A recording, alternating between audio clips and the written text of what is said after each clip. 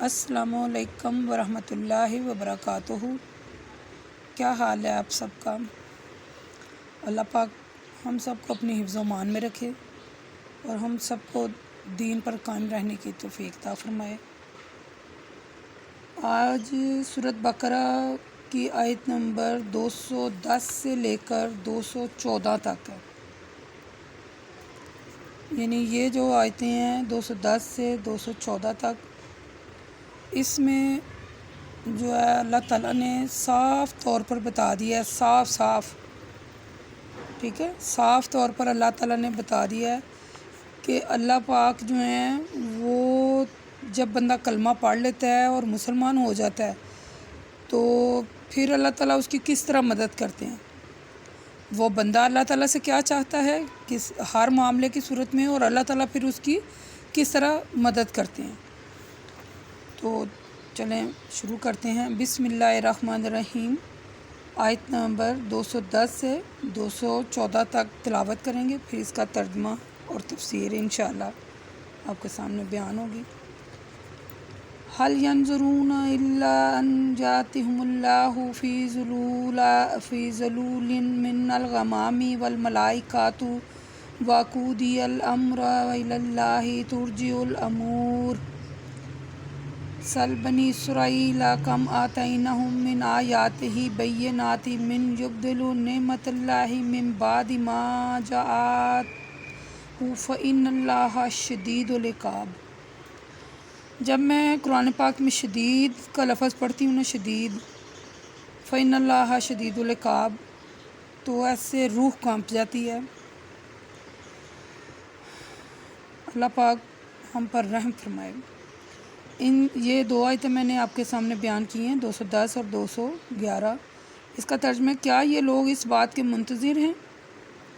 آپ یہ ذرا غور سے سنیے گا کہ اللہ پاک قرآن پاک میں کیا فرما رہے ہیں۔ اللہ پاک کہتے ہیں کیا یہ لوگ اس بات کے منتظر ہیں کہ اللہ ان کے پاس بادلوں کے سائبان میں آ جائے، فرشتے بھی آ جائیں اور ہر کام کا فیصلہ ہو جائے، اور سوائے اللہ کے فیصلے، مثلا اللہ کے فیصلے کر بھی کون کر سکتا ہے، اس لیے کہ تمام کام اللہ ہی کی طرف لٹائے جائیں گے۔ وَإِلَى اللَّهِ تُرْجَعُ الْأُمُورُ، امور میں نے ہوتا ہے نا، کام اسی کی طرف لٹائے جائیں گے۔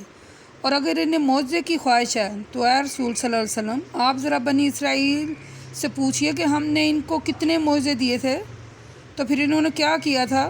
کیا وہ شرائط پر قائم رہے ہیں؟ کہا انہوں نے شرائط الہی کو جو ایک بہت بڑی نعمت تھی نہیں بدلا اس کو؟ جو شخص اللہ کی نعمت کو اور اس کے پاس جو آئی ہے اب بدل دے تو پھر اللہ تعالیٰ اس کو سخت یعنی شدید سخت سزا دے گا۔ بے شک اللہ تعالیٰ سخت سزا دینے والا ہے۔ اللہ تعالیٰ سخت سزا دینے والا ہے، یعنی وہ جو کفار مکہ قیامت کا انکار کرتے تھے، قیامت کے دن کا مذاق اڑاتے تھے اور بار بار پوچھتے تھے کہ آخر قیامت کب آئے گی، جسے ہمیں ڈرایا جائے گا، کب آئے گی، ان کے اس قول کا ذکر قرآن مجید میں کیا گیا ہے، کئی جگہ پر بھی کیا ہے، اور بھی مختلف صورتیں ہیں، مختلف آیات ہیں، جیسے سورۃ انبیاء ہے، سورۃ سبا ہے، سورۃ یاسین ہے، سورۃ ملک ہے، سورۃ یونس ہے، سورۃ طٰہٰ ہے۔ انشاءاللہ ہم آگے چل کر مزید اس پر تفصیلی بات بھی کریں گے، لیکن یہاں میں مختصراً آپ کو ان صورتوں میں مثلا جیسے اگر آپ تفسیر جاننا چاہتے ہیں تو سورۃ انبیاء کی آیت نمبر 38 ہے، سورۃ سبا ہے آیت نمبر 29، سورۃ یاسین آیت نمبر 48، سورۃ ملک آیت نمبر 25، سورۃ انعام آیت نمبر 37، سورۃ یونس آیت نمبر 20، سورۃ طٰہٰ آیت نمبر 133، ٹھیک ہے۔ تو اس کے علاوہ بھی سورۃ مائدہ ہے آیت نمبر 13۔ تو اس کے علاوہ بھی آپ لوگ جو ہے نا مثلا اس کی تشریح جو ہے تفسیر آپ خود بھی اس کا پڑھ سکتے ہیں۔ ہم انشاءاللہ جب مثلا آگے پڑھیں گے تو انشاءاللہ اس کی تفسیر اور بھی بیان کریں گے۔ مثلا یہاں اللہ تعالیٰ نے واضح طور پر کہہ دیا کہ کافر کہتے ہیں کہ اگر قیامت کے سلسلے میں تم سچے ہو تو قیامت یعنی کہ قیامت کب آئے گی، قیامت کا وعدہ کب پورا ہوگا۔ دوسری چیز اس کا یہ کافر مطالبہ کرتے ہیں معجزے کا، کہتے ہیں کافر کہتے ہیں کہ رسول پر ان کے رب کی طرف سے کوئی نشانی کیوں نہیں اتری۔ کافر کہتے ہیں کہ رسول اپنے رب کی طرف سے کوئی معجزے کیوں نہیں لے کے آئے۔ تو آپ صلی اللہ علیہ وسلم مثلا یہ لوگ ایسی باتیں کرتے ہیں کہ کبھی پوچھتے ہیں کوئی نشانی کیوں نہیں اتری، کبھی پوچھتے ہیں کہ کوئی معجزہ کیوں نہیں آیا، یہ لوگ جو ہے نا مثلا یہ جو ان کے کلمات ہیں ان کو بس رد و بدل کرتے رہتے ہیں یہ جو نصیحت قرآن پاک میں ان کے بارے میں کی گئی ہے اس کو بدل دیتے ہیں یہ جو یہودی تھے، یہودیوں نے خود رسول صلی اللہ علیہ وسلم کے سامنے گواہی دیا کہ ہمارے علماء نے رحم کی جگہ یہ سزا تجویز کر لی ہے۔ مثلا جو لوگ زنا کرتے ہیں تو جو یہودی تھے انہوں نے خود ہی اس میں کہا ہے کہ ہمارے جو علماء ہیں رحم کی، یعنی وہ جو زانی ہے اس کا منہ کالا کر کے اس کو گدھے پر بٹھا کے، تو مثلا گدھے کے پیچھے کی طرح بٹھا کے تو اس کو سارے گاؤں میں پھراتے ہیں۔ تو آپ کو پتہ ہے کہ زانی کی سزا تو 80 کوڑے ہے، 100 کوڑے ہے، مثلا اس کو 100 کوڑے مارے جائیں۔ عورت کے معاملے میں مثلا عورت جو ہے وہ اپنے لباس میں ہو، اور جو یعنی کہ مرد ہے وہ اس کا تہمت بندہ ہو، اور اس کے کسی نازک حصے پر کوڑے نہ مارے جائیں۔ مثلا اس کو یہ بس 2 رعایت ہے، باقی اس کو کوڑے مارنے کا حکم ہے۔ تو یہ جو یہودی ہیں انہوں نے مثلا یہ کہہ دیا کہ زانی اس کا منہ کالا کریں، اور یہ جو میں نے ابھی آپ کو بات سنائی ہے۔ تو پھر اللہ تعالیٰ نے کہا ہے کہ ان کو یاد کروائیں کہ ہم نے بنی اسرائیل پر کتنی نعمتیں کی تھیں، یعنی انہیں تمام جہان والوں پر فضیلت دی تھی۔ سب سے بڑی نعمت یہ ہے کہ انہیں تمام جہان والوں پر فضیلت دی تھی۔ تو انہوں نے کیا کیا تھا؟ اللہ تعالیٰ کہتے ہیں کہ ان لوگوں کو وہ بات یاد کراؤ، اے میرے نبی، ان لوگوں کو وہ بات یاد کراؤ کہ ہم نے بنی اسرائیل پر کتنے نعمتیں کی تھی۔ تو آگے سے انہوں نے کیا کیا تھا؟ خدا را اے لوگوں، قیامت کا انتظار نہ کرو، دنیا کی جو زندگی ہے اس سے ایمان پر اور نیک عمل کر کے گزاریں۔ اس بات پر ایمان رکھیں کہ تمام امور کا فیصلہ اللہ تبارک و تعالیٰ کے اختیار میں ہے، کسی دوسرے کو ذرا بر بھی نہیں ہے، ٹھیک ہے؟ تو اللہ تعالیٰ کی جو نازل کرتا شرائط ایک نعمت ہے، اس کی قدر کرنی چاہیے، اس میں کمی پیشی نہیں کرنی چاہیے۔ جو اس کے احکامات ہیں ان کو احکامات حکم ہے تو حکم سمجھ کے جو کہا گیا وہ کرنا چاہیے، جو حلال ہے وہ حلال سمجھے، جو حرام ہے اس کو حرام سمجھے، ٹھیک ہے؟ تو جو لوگ اپنی طرف سے کوئی باتیں اس میں کرتے ہیں، اپنی طرف سے کہتے ہیں، تو وہ لوگ پھر واللہ شدید یعنی ایک آپ کے اللہ تعالیٰ سخت عذاب دے گا انہیں، ٹھیک ہے؟ آگے جی زُوَّنَ لِلَّذِينَ كَفَرُوا الْحَيَاةِ الدُّنْيَا وَيَسْخَرُونَ مِنَ الَّذِينَ آمَنُوا وَالَّذِينَ اتَّقَوْا فَوَاقِهُمْ يَوْمَ الْقِيَامَةِ وَاللَّهُ يَرْزُقُ مَن يَشَاءُ بغیر حساب۔ کافروں کے لیے دنیا کی زندگی کو مزین کر دیا گیا ہے۔ آپ ذرا اس کا ترجمہ غور سے سنیں۔ آیت نمبر 212 ہے سورۃ بقرہ کہ کافروں کے لیے دنیا کی زندگی کو مزین کر دیا گیا ہے۔ وہ جب ایمان والوں کو دنیاوی لحاظ سے خوشحال نہیں دیکھتے ہیں تو ان کا مذاق اڑاتے ہیں، لیکن اے ایمان والو، دنیا کی خوشحالی کوئی حقیقت نہیں رکھتی، اصل خوشحالی تو آخرت کی خوشحالی ہے۔ قیامت کے دن متقی لوگ ان سے برتر ہوں گے، وہ اس دن خوشحال ہوں گے۔ رہی دنیا کی زندگی کی بات، تو دنیا میں تو کافر ہو یا مومن جس کو چاہتا ہے اللہ بے حساب رزق دیتا ہے۔ قرآن میں لکھا ہوا ہے، قرآن میں، یہ میں آپ کو قرآن پڑھ کر سنا رہی ہوں کہ دنیاوی زندگی میں کافر ہو یا مومن جس سے چاہتا ہے اللہ تعالیٰ حساب دیتا ہے، لیکن آخرت جو ہے وہ ایمان والوں کی ہے۔ یہ قرآن میں اللہ نے کہہ دیا ہے کہ کافروں کے لیے دنیا کی زندگی کو مزین کیا گیا ہے، یہ قرآن کے الفاظ ہیں، ٹھیک ہے؟ تو اس لیے جو کوئی مصیبت یا کوئی دنیا میں کوئی پیش آتی ہے تو اس سے صبر کا مظاہرہ کرنا چاہیے۔ اللہ ذوالجلال اکرام فرماتے ہیں کہ کافروں کے لیے دنیا کی زندگی کو زیب و زینت دی گئی ہے، اور دنیا کی زیب و زینت ہی کو سب کچھ سمجھ بیٹھتے ہیں، اس میں مگن ہیں، حالانکہ دنیا کی زیب و زینت اور مال و دولت جنت کے مقابلے میں کوئی حقیقت نہیں ہے۔ آپ صلی اللہ علیہ وآلہ وسلم فرماتے ہیں کہ جنت میں ایک کوڑے برابر جگہ دنیا مافیہ سے بہتر ہے۔ آپ صلی اللہ علیہ وسلم فرماتے ہیں کہ اللہ کی قسم، آخرت کے مقابلے میں دنیا کی مثال ایسی ہے جیسے تم میں سے کوئی شخص اپنی اس انگلی کو سمندر میں ڈالے، پھر دیکھے وہ کتنی تری لے کر لوٹی ہے، یعنی جس طرح سمندر کے مقابلے میں تری کوئی حقیقت نہیں رکھتی، تو اسی طرح جنت کے مقابلے میں دنیا کوئی حقیقت نہیں رکھتی۔ اگر دنیا کی قدر و قیمت اللہ کے نزدیک مچھر کے پر کے برابر بھی ہوتی تو اللہ کافروں کو اس میں سے ایک گھونٹ پانی بھی نہیں پلاتا۔ یہ آپ بات یاد رکھیں۔ بات یہ ہے کہ جب کوئی کافر انسان جو ہے وہ نیک عمل کرتا ہے تو اللہ تعالیٰ اس کا بدلہ اسے دنیا میں ہی دے دیتے ہیں، نعمتوں کی صورت میں۔ یہ بات آپ یاد رکھیں۔ مثلا یہ میں نے آپ کو حدیث کے الفاظ سنائے ہیں۔ آپ صلی اللہ علیہ وسلم فرماتے ہیں کہ بے شک کافر جب کوئی نیک عمل کرتا ہے تو اس کا بدلہ اسے دنیا کی نعمتوں میں سے کسی نعمت کی صورت میں دے دیا جاتا ہے۔ اس کا مطلب ہے کہ اس کا آخرت میں کوئی حصہ نہیں ہے۔ حل عطا کا حدیث و غاشیہ صورت ہے، 8 تا 10 آیات ہیں۔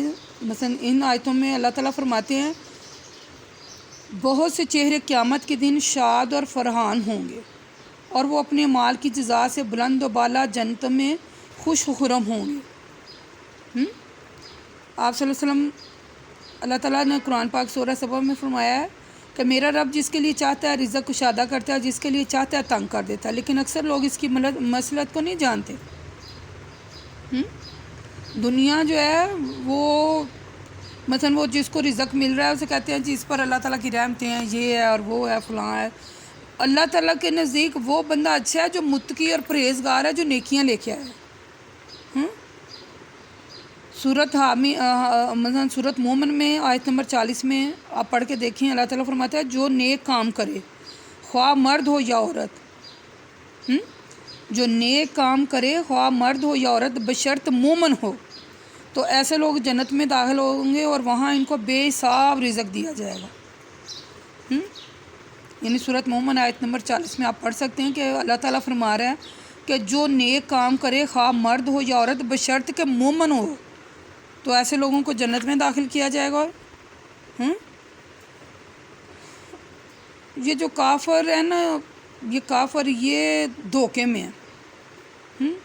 یہ میں آپ کو بتا دوں، سورۃ کہف میں ایک جگہ اللہ تعالیٰ فرماتے ہیں مال اور دولت تو صرف دنیا کی زندگی کی زینت ہے، باقی رہنے والی نیکیاں آپ کے رب کے ہاں تو ثواب کے لحاظ سے بھی بہتر ہیں اور نیک توقعات کے لحاظ سے بھی بہتر ہیں۔ جیسے میں نے ابھی آپ کو بتایا ہے کہ نیکیاں جو ہیں وہی وہاں کام آنی ہیں۔ تو یہ چھوٹی سی زندگی ہے، اس میں زیادہ سے زیادہ نیکیاں کمانے کی کوشش کرنی چاہیے۔ جو اللہ تعالیٰ سے ڈرتا ہے اور نجات کی کوئی صورت، اللہ تعالیٰ اس کے لیے کوئی نجات کی صورت پیدا کر ہی دیتا ہے اور اسے وہاں سے رزق دیتا ہے جہاں سے کوئی وہم و گمان بھی نہیں ہوتا۔ آگے آیت نمبر 213 ہے۔ یہ آیت نمبر 213 جو ہے یہ تھوڑی سی طویل ہے، لیکن یہ بھی اسی سلسلے میں ہے۔ کان الناس امۃ واحدۃ فبعث اللہ النبیین مبشرین ومنذرین وانزل معهم الکتاب بالحق لیحکم بین الناس فیما اختلفوا فیہ وما اختلف فیہ الا الذین اوتوہ من بعد ما جاءتهم البینات بغیا بینہم فہدی اللہ الذین آمنوا لما اختلفوا فیہ من الحق بِإِذْنِهِ وَاللَّهُ يَهْدِي مَن يَشَاءُ إِلَىٰ صِرَاطٍ مُسْتَقِيمٍ۔ یعنی پہلے سب لوگ ایک ہی امت تھے۔ یہ ذرا آپ ترجمہ غور سے سنیے گا، اور اللہ پاک ہم سب کو، آپ سمیت بھی ہم سب کو، یعنی قرآن پڑھ کر سمجھنے والا بنا دے۔ یہ ذرا آپ ترجمہ سنیے گا کہ قرآن پاک کی سورۃ بقرہ آیت نمبر 213 میں اللہ تعالیٰ کیا فرما رہے ہیں، ذرا غور سے سنیے گا۔ سب سے پہلے سب لوگ ایک ہی امت تھے، ان میں کوئی فرق نہیں تھا۔ پھر جب انہوں نے اختلاف کیا اور فرقے بنا لیے تو اللہ نے نبیوں کو خوشخبری دینے والا اور ڈرانے والا بنا کر ان کی اصلاح کے لیے بھیجا، مبشرین منذرین، ان کی اصلاح کے لیے بھیجا، اور ان نبیوں کے ساتھ حق کے ساتھ کتاب نازل کی تاکہ وہ کتاب ان لوگوں کے درمیان ان باتوں میں فیصلہ کر دے۔ آپ سمجھ رہے ہیں؟ قرآن پاک یعنی کہ نازل کی ان لوگوں کے درمیان تاکہ یہ اس کتاب کو پڑھیں، قرآن پاک کو پڑھیں اور ان کے درمیان فیصلہ کر دیں جن میں وہ اختلاف کرتے ہیں۔ یعنی آج کل آپ دیکھتے ہیں کہ ہمارے ہاں کتنے فرقے ہیں اور ہر فرقہ دوسرے سے اختلاف ہے۔ تو پھر اللہ تعالیٰ نے یہ کتاب نازل کر دی اور اللہ تعالیٰ نے کہا کہ کتاب میں سے دیکھ لو کہ مثلا وہ جن میں وہ اختلاف کر رہے ہیں، کتاب میں دیکھو کہ کیا لکھا ہے اس کے بارے میں، اور کتاب میں سے دیکھ لو، پڑھو اور سمجھو اور اس پر عمل کرو۔ اور آپس کی ضد میں آ کر ان لوگوں نے کیا کیا جن کو کتاب دی گئی تھی، اور ایسی حالت میں کیا کہ ان کے پاس کھلے دلائل پہنچے۔ یعنی ہمارے پاس کتاب آ گئی ہے تو یہ ہمارے پاس کھلے دلائل ہی آ گئے ہیں نا۔ اگر پھر بھی وہ اختلاف کرتے ہیں اور راہ حق دکھائی دے، اور اللہ جس کو چاہتا ہے صراط مستقیم کی طرف رہنمائی کرتا ہے۔ یہ آگے جو میں کہنے لگی ہوں وہ آپ ذرا غور سے سنیے گا۔ اللہ جس کو چاہتا ہے صراط مستقیم کی طرف رہنمائی کر دیتا ہے، یعنی جو خلوص کے ساتھ راہ حق کا طلبگار ہوتا ہے اللہ اس کو راہ حق دکھا دیتا ہے۔ آپ دیکھ لیں کہ 213 آیت سورۃ بقرہ پارہ نمبر 2 کہ اللہ تعالیٰ کہتا ہے جو خلوص کے ساتھ راہ حق کا طلبگار ہے اللہ اسے راہ دکھاتا ہے، اسے پھر اللہ تعالیٰ جو ہے نا وہ صراط مستقیم پر چلاتے ہیں۔ اللہ تعالیٰ فرماتے ہیں کان الناس امۃ واحدۃ، پہلے سب لوگ ہی ایک جماعت تھے، سب بھی ایک دین پر چلتے آ رہے تھے، آپس میں کوئی اختلاف نہیں تھا۔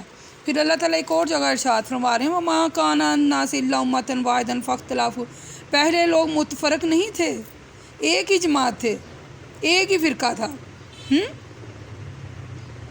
اللہ تعالیٰ سورۃ انبیاء میں فرماتا ہے آیت نمبر 92-93 میں، اے لوگو یہ تمہاری امت ایک ہی امت ہے اور تم میں سے سب کا رب ہوں، لہٰذا تم سب میری پیروی کرو، میری عبادت کرو، میری مثلا تم ایک ہی رہو گے۔ لیکن انہوں نے ایسا کیا ہی نہیں ہے، اللہ کو چھوڑ کر دوسری طرف منہ کر لیا اور آپس میں اپنے اپنے دین جو ہے اختلاف کرتے ہیں، ٹکڑوں میں بٹ گئے ہیں۔ بہرحال ان سب کو ہماری طرف لوٹ کر ہی آنا ہے اور ہم سب وہاں حساب لیں گے، یہ اللہ کہہ رہا ہے سورۃ انبیاء میں۔ ہم لوگ کدھر جا رہے ہیں، کس کی طرف رخ کر رہے ہیں ہمیں کوئی مسئلت پیش آ جاتی ہے ہم لوگ کیا کر رہے ہیں، کوئی اختلافات ہو جاتا ہے تو ہم لوگ کیا کر رہے ہیں، ہم لوگ قرآن دیکھ رہے ہیں، کیا ہم قرآن کو دیکھ رہے ہیں، کیا ہم اس کے مطابق اس کا جو فیصلہ قرآن نے اس اختلاف کا ڈالا ہے کیا ہم پھر اس پر عمل کر رہے ہیں، ہم کیا کر رہے ہیں، کدھر جا رہے ہیں ہم لوگ۔ یہ پہلی جو امتوں کے لوگ تھے وہ بھی ایسے ہی تھے، جو حضرت موسیٰ علیہ السلام کی قوم تھی، اللہ تعالیٰ نے کتنے انعام کیے ان پر، وہ سب ایسے ہی تھے۔ اللہ تعالیٰ کے دیے ہوئے انعام جو تھے ان پر انعام کیے گئے تھے، وہ ہٹ درمی کرتے تھے۔ سورۃ آل عمران آیت نمبر 105 میں اللہ تعالیٰ فرماتے ہیں تم لوگ اے ایمان والو تم ان لوگوں کی طرح نہ ہو جانا جو فرقے بن گئے اور کھلے دلائل آ جانے کے بعد اپنے اپنے اختلافات پر جمے رہے ہیں، ایسے لوگوں کے لیے بہت بڑا عذاب ہے۔ پھر اللہ تعالیٰ 103 میں فرما رہا ہے سورۃ آل عمران میں، اے ایمان والو اللہ کی رسی کو سب مل کر مضبوطی کے ساتھ پکڑ لو اور فرقے نہ بنو، اختلافات نہ کیا کرو، اس سے پہلے کہ تم لوگوں نے اختلافات کیا اور اس اختلافات کی وجہ سے ہلاک ہو گئے۔ آپ صلی اللہ علیہ وسلم فرماتے ہیں اس وقت تک قرآن پڑھو جب تک تمہارے دل اس پر متفق رہیں، پھر جب تم اختلافات کرو تو اٹھ کھڑے ہو تاکہ اختلافات بڑھنے مثلا اختلافات بڑھ جائیں تو تم وہاں سے اٹھ کر چلے جایا کرو، یعنی بات کرے ہی نہ لگا۔ حضرت عبداللہ بن عمر فرماتے ہیں کہ آپ صلی اللہ علیہ وسلم نے 2 آدمیوں کی آواز سنی جو ایک آیت میں اختلاف کر رہے تھے، آپ باہر تشریف لائے، آپ کے چہرہ سے غصے کے اثار ظاہر ہو رہے تھے، آپ نے فرمایا تم سے پہلے جو لوگ تھے وہ اللہ کی کتاب میں اختلاف کرنے کی وجہ سے ہلاک کر دیے گئے تھے۔ اللہ تعالیٰ آسانیاں فرمائے، سختیوں میں نہ ڈالے، خوشخبریاں سنائے، نفرتوں میں نہ ڈالے، اتفاق سے رہنے کی توفیق عطا فرمائے، ٹھیک ہے، ایک جماعت بن کر رہنے کی توفیق عطا فرمائے، کبھی بھی اختلاف نہ ہو، اگر اختلاف ہو تو اس میں بحث نہ کریں، وہاں سے اٹھ کر چلے جائیں، ٹھیک ہے۔ وقول قولی ھذا استغفر اللہ استغفر اللہ استغفر اللہ۔ آگے ہے آیت نمبر 214، ام حسبتم ان تدخلوا الجنۃ ولما یاتکم مثل الذین خلوا من قبلکم مستهم البأساء والضراء وزلزلوا حتى يقول الرسول والذین آمنوا معه متى نصر اللہ الا ان نصر اللہ قریب۔ اے ایمان والو کیا تمہارا یہ گمان ہے کہ جنت میں یوں ہی داخل ہو جاؤ گے؟ حالانکہ جو لوگ تم سے پہلے گزر چکے ہیں ان لوگوں جیسی مصیبتیں تمہیں ابھی پیش ہی نہیں آئیں، ان کو بڑی بڑی سختیاں اور تکلیفیں پہنچی ہیں اور وہ خوب جھنجھوڑے گئے ہیں، یہاں تک کہ رسول صلی اللہ علیہ وسلم اور ایمان والے جو ان کے ساتھ تھے پکار اٹھے اللہ کی مدد کب آئے گی؟ اللہ تعالیٰ نے فرمایا خبردار ہو جاؤ اللہ کی مدد ان قریب آنے والی ہے۔ دیکھیں اس آیت کو ذرا کہ اس کا غور سے ترجمہ دیکھیں، یعنی اللہ تعالیٰ نے ایمان والوں کو مخاطب کر کے کہا کہ تمہارا کیا ہے یعنی گمان ہے کہ جنت میں ایسے داخل ہو جاؤ گے؟ نہیں۔ آپ نے کبھی دیکھا ہے کہ بچے کو اسکول میں چھوڑ کے آتے ہیں، داخل کروا کے آتے ہیں، تو ٹیچریں جو ہوتی ہیں وہ بھی اس کو ذرا کھنکھناتی ہیں کہ ہم نے اسے داخل کرنا ہے، کوئی پہلا کلمہ، کوئی 10 تک گنتی، کوئی الف بے، کوئی کچھ، کوئی کلمہ کچھ ہی سنیں۔ بچے کو تو اسکول میں بھی ٹیچریں ایسے داخل نہیں کرتی، تو ہم کس وہم و گمان میں کہ اللہ تعالیٰ ہمیں جنت میں ایسے داخل کر دیں گے؟ ہم نے اللہ پاک کہتے ہیں اس نے کلمہ پڑھا ہے، میں ذرا اسے کھنکاؤں تو صحیح. جو ہم پر جو مصیبتیں پریشانیاں ہیں، آپ کو بھی پہلی امتوں پر غور کریں کہ ان پر کون کون سی مصیبتیں اور پریشانیاں تھیں. اس کے بارے میں آپ کو ایک واقعہ بھی سناتی ہوں. آپ صلی اللہ علیہ وسلم مثلا ایک ازمائشی واقعہ ہے. یہ آیت شان نزول پر کافی یعنی کہ روشنی ڈالتا ہے، آپ کو سمجھ آ جائے گی. حضرت حباب رضی اللہ تعالیٰ عنہ کہتے ہیں ہم نے رسول صلی اللہ علیہ وسلم سے اپنی مصیبتوں کی شکایت کی. آپ اس وقت کعبہ کے سائے میں اپنی چادر کا تکیہ لگائے بیٹھے تھے. ہم نے کہا اے اللہ کے رسول، کیا آپ ہمارے لیے اللہ تعالیٰ سے مدد طلب نہیں کریں گے؟ کیا آپ ہمارے لیے اللہ سے دعا نہیں کریں گے؟ رسول صلی اللہ علیہ وسلم نے فرمایا جو لوگ تم سے پہلے گزرے ان کا تو یہ حال تھا کہ ان میں سے کسی شخص کے لیے زمین میں گڑھا کھودا جاتا تھا، پھر اس گڑھے میں اسے کھڑا کر دیا جاتا تھا، تو پھر اس پر آری چلا کر اس کو 2 حصوں میں تقسیم کر دیا جاتا تھا. یعنی اس کے سر پر آری رکھتے اور دو پاؤں تک اس کو چیر دیتے. لیکن اس کا مثلا تب بھی وہ اپنے ارادے سے، اپنے مسلمان ہونے سے، اپنے ایمان سے نہیں کھسکتا تھا. یعنی وہ جب آری اس کو 2 حصوں میں تقسیم کرتی تھی، آپ حساب لگا لیں کس مصیبت سے یعنی کہ وہ 2-4 تھا، لیکن اس نے کبھی بھی کفر اختیار نہیں کیا، وہ اسلام پر قائم اور ڈٹا رہا ہے. اور دوسرا یہ کہ جب آپ دیکھا نہیں ہے کہ یعنی کہ لوہے کی جو کنگیاں تھیں اس کے بدن پر چلائی جاتی تھیں، اور جو لوہے کی کنگیاں تھیں اس کے گوشت کو چیرتی ہوئی اس کی ہڈیاں یا پٹھوں تک پہنچ جایا کرتی تھیں، لیکن یہ بات بھی اس کے دین کو نہ روکتی. وہ مستقل مجازی پر مثلا کہ قائم رہتا. اللہ کی قسم اللہ ضرور اس امر دین کی تعمیل فرمائے گا، یہاں تک کہ ایک سوار یعنی کہ مثلا جب تک اس کو موت نہیں آ جاتی ہے اسے اللہ کے سوائے کسی کا خوف نہیں ہونا چاہیے. اور ایمان والے جو ہیں قرآن میں ہی اللہ تعالیٰ فرما رہے ہیں لیکن اے ایمان والو تم جلدی کرتے ہو، یعنی کہ صبر مصیبت کوئی آ جائے تو اس پر صبر نہیں کرتے، واویلا مچانا شروع کر دیتے.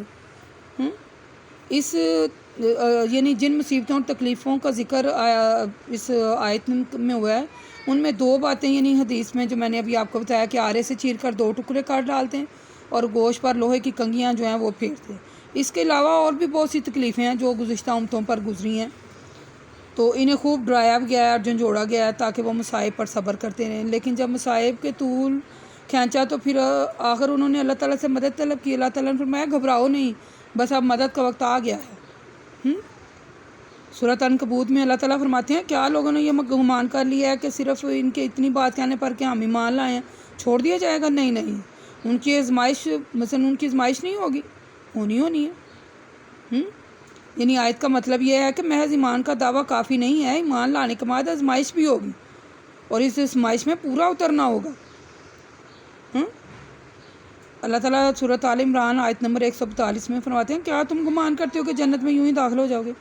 حالانکہ ابھی تو اللہ تعالیٰ نے آزمائش کر کے دیکھا ہی نہیں کہ کون تم میں سے جہاد کرتا ہے اور کون ثابت قدم رہتا ہے. زبانی ایمان کے دعوے جو ہیں وہ عملی ثبوت بھی دینے چاہیے ہمیں. مصائب کو برداشت کرنا، اللہ تعالیٰ کے راستے میں جہاد کرنا، ہر قسم کی قربانی دینے کے لیے تیار رہنا. صحابہ کی مثالیں سامنے رکھ کر جس طرح گزشتہ جو امتیں ہیں تکلیفیں پہنچائی ہیں تو انہوں نے پھر صبر کیا ہے. صحابہ کرام بھی ڈرائے گئے ہیں اور جھنجھوڑے گئے ہیں. سورۃ احزاب میں اللہ تعالیٰ فرماتا ہے اس موقع پر مومنین کو خوب آزمائش کی گئی اور انہیں جھنجھوڑا گیا ہے. بات یہ ہے کہ صحابہ کرام نے صبر و استقامت کا دامن ہاتھ سے نہیں تھا چھوڑا اور ہمیں بھی نہیں چھوڑنا چاہیے، اور ہر قسم کی مصیبت کا مردانہ وار مقابلہ کرنا چاہیے. جنت میں جانے کا تو یہی سیدھا رستہ ہے. ٹھیک ہے. وما الینا الا البلاغ المبین وقولوا قولی ھذا استغفر اللہ. یہ جو میں نے آیتیں آپ کے سامنے تفصیل سے بیان کی ہیں، انشاءاللہ تعالی ہم اس موضوع پر آگے بھی چل کر انشاءاللہ اور آگے چل کر آپ کے سامنے اور بھی اس بارے میں مزید بات کریں گے. میں صرف میرے ان آیتوں کے پڑھ کر سنانا جو مجھے سمجھ آئی ہے، جو میں آپ کے ساتھ یہ بات شیئر کرنے لگی ہوں، بات یہ ہے کہ کوئی بھی آپ کو پریشانی آ جائے، کوئی بھی مصیبت آ جائے، کوئی بھی آزمائش آ جائے، خدا را آپ صبر کے ساتھ اسے برداشت کریں. تو پھر اللہ کہتا ہے کہ صبر بندہ صبر کر ہے تو میں صبر والوں کے ساتھ ہوں. ٹھیک ہے. یعنی اللہ تعالیٰ کہتا ہے کہ میں صبر والوں کے ساتھ ہوں، اور اللہ صبر والوں کے ساتھ ہے تو پھر ہمیں فکر کرنے کی ضرورت ہی نہیں ہے، پھر ہمیں کوئی خوف نہیں ہونا چاہیے، نہ ہی ہمیں غمگین ہونا چاہیے، ٹھیک ہے۔ تو اللہ پاک ہمیں ثابت قدم رہنے کی توفیق دے، اور اللہ تعالیٰ ہمیں آزمائش میں، میری یہ دعا اللہ پاک ہمیں کسی بھی آزمائش میں نہ ڈالے، یا اللہ ہم اتنے نہیں، ہمیں کسی بھی آزمائش میں نہ ڈالنا، ہم پر اپنا رحم کرنا، مالک ہم پر اپنا رحم کرنا، ہمیں کسی بھی آزمائش میں نہ ڈالنا، جو مثلا ہم تو خود ہی اللہ تعالیٰ فرما رہے ہیں کہ ہم بے صبر ہیں، ہم جلدی کرتے ہیں، مالک ہمیں اپنی حفظ و مان میں رکھنا، مالک ہمیں اپنی حفظ و مان میں رکھنا، ہم پر اپنا رحم بنائے رکھنا، مالک ہم پر اپنا رحم بنائے رکھنا، ہمیں ایمان پر موت دینا، مالک لا الہ الا اللہ محمد رسول اللہ صلی اللہ تعالیٰ علیہ وصحبہ اجمعین برحمتک یا ارحم الراحمین یا ارحم الراحمین یا ارحم الراحمین۔ السلام علیکم ورحمۃ اللہ وبرکاتہ۔